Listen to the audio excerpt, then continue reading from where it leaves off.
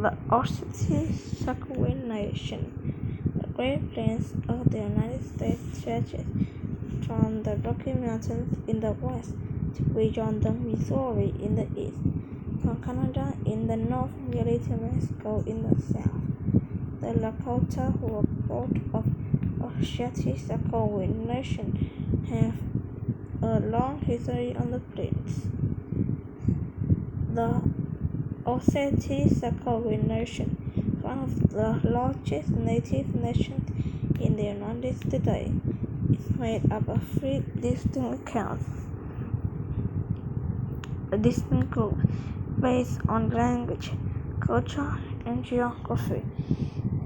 The Lakota and the Dakota. The Lakota, the Dakota, and the Nakota. Each of these is divided further into smaller bands. The Lakota made up the largest group, Osage Nation. Before the 1800s, native people made up a majority of the population of the plains. Some lived in villages and grew crops. Others were nomadic. They moved around often, following migration pattern of bison. The Lakota were one of the largest nomadic tribes. The head of the family, men and women traditionally had different responsibilities in Lakota society, but they were equally crucial to survival. Women were in charge of the family and overall well-being in the group. They played an important role in making the decision for the good of the tribe. Women owned all the household goods, animals, and teepees. It was their job to set up the teepees, take them down when the group moved camps. Women cooked and preserved food, collected water and firewood, made pottery and clothing, and raised children. They often provide a majority of the food for the group by gathering wild plants and berries. They were also in charge of skimming the bison and cutting up the meat after the hunt. Dakota women were admired for their artistic talent. They were skilled at making clothes, shoes, and teeth from bison, elk, and deer hides. They made bison clothes elaborately decorated with paint, punctures, shell, and eventually brass. This group took great skill to make and became very popular among European traders, skilled warriors, and traders.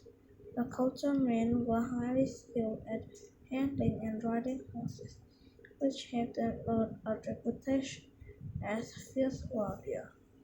Before the 1700s, the Lakota traveled and hunted on foot.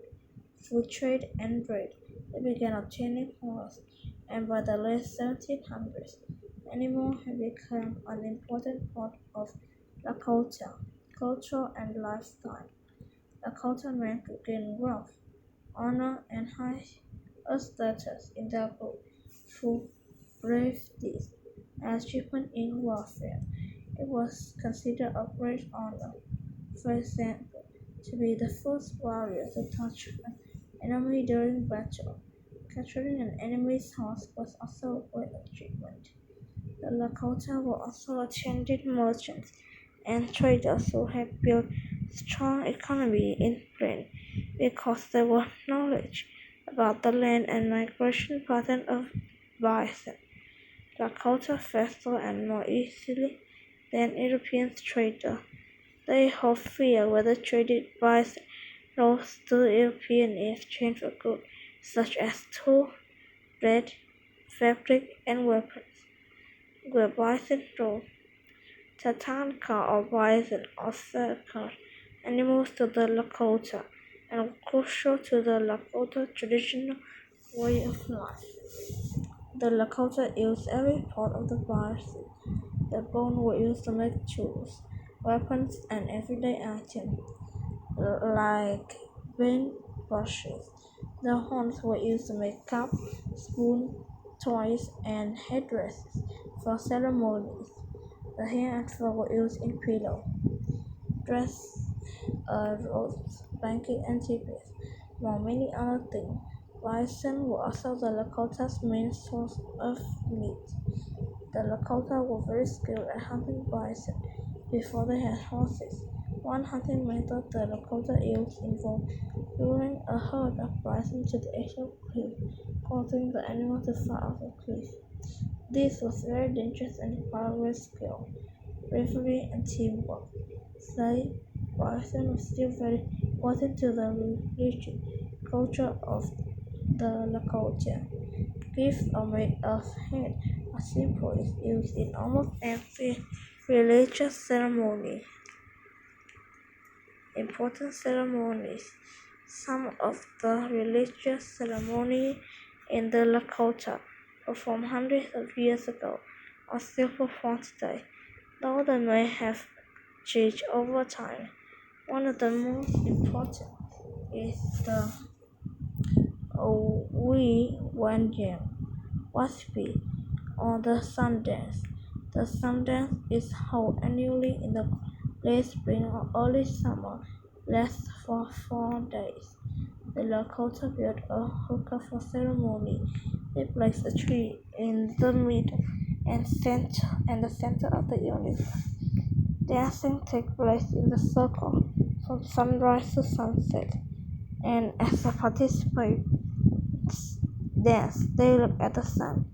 It's a time of spiritual renewal of the cultural relationship with the land with all beings. Another important ceremony is Hankri, or making of relatives.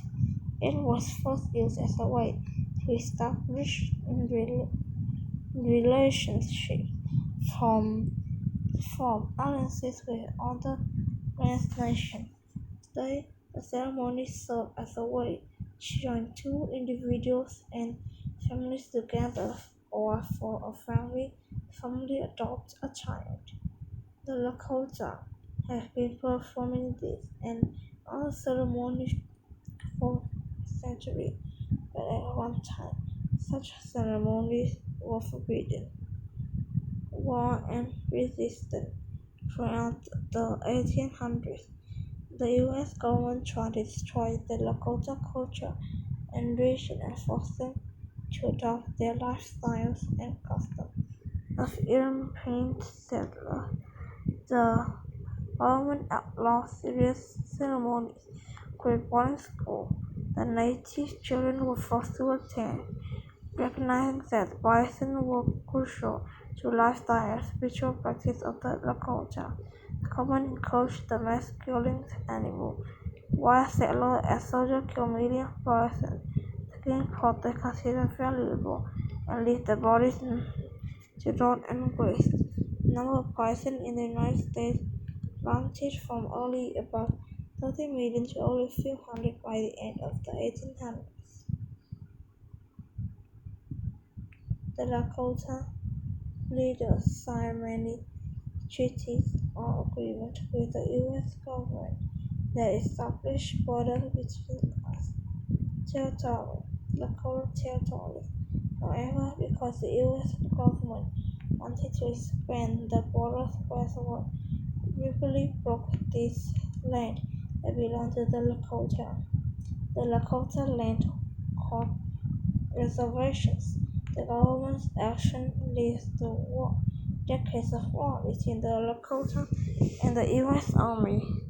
One of the greatest victories for the Lakota against the U.S. Army during this time was the Battle of the Grassy Grass. After gold was discovered and sacred to the Lakota in 1875, the U.S. Army ignored the People's Treaty, invaded the area. Angered by this betrayal, thousands of people left the revolution and joined two Lakota leaders, Sitting Bull and Crazy Horse, in Montana. In June 1876, native little turn of coming attacked by a camp by U.S. troops. Crazy Horse set off around with 3,000 warriors to defend the camp. The U.S. troops were outnumbered and quickly overwhelmed. Within an hour, more than 200 U.S. soldiers were dead. Because of the skilled leadership, as well as the strength and the dedication of the people, the Lakota achieved many victories in battle. However, continuous warfare, high death tolls, and the lower loss of the crucials made it more and more difficult for the Lakota to defend land.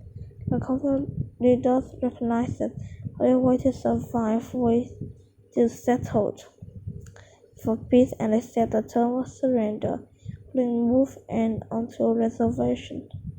Despite all this, Lakota continued to preserve their way of life. They passed down the traditions and beliefs, though the oral history. They hid their children to protect them from being sent to boarding school. They performed religious ceremonies in secret. Such effort continued until 1978, when American Indian Regions Freedom Act was signed into law. The Lakota would once again practice in their religions and customs in the open. The resonance of Lakota. Today, Lakota continue to gather for festival ceremonies and celebrate honor of their heritage. Competition and performance traditional dance are held annually. Lakota organizations have also built one forbidden sanctuary for a new generation. In the 1990s, Brave Heartwoman Society helped bring back the Isanti Ichiwika, the penny, or the first moon ceremony of age ceremony for Lakota girls, selected by a woman in the community. Over the course of 4 days, girls can learn about their culture as women will take part in traditional activity. The Lakota are also working to ensure younger generation learn in their native language. In 2007, Red Cloud Indian School and a Lakota school in the South Dakota partnered with the Indiana University to create Lakota Language Project. The program encouraged the learning and use of Lakota in school and the community. The Lakota, along with more than 60 the tribes from 19 states, also helping to increase the population of bison in the plains together. The tribes formed the Intertribal Buffalo Cooperative. Their goal is to restore bison population in order to heal land and spirit of the native peoples, for future generations. Since the creation of the organization, 1991, they have increased the bison population to more than 20,000.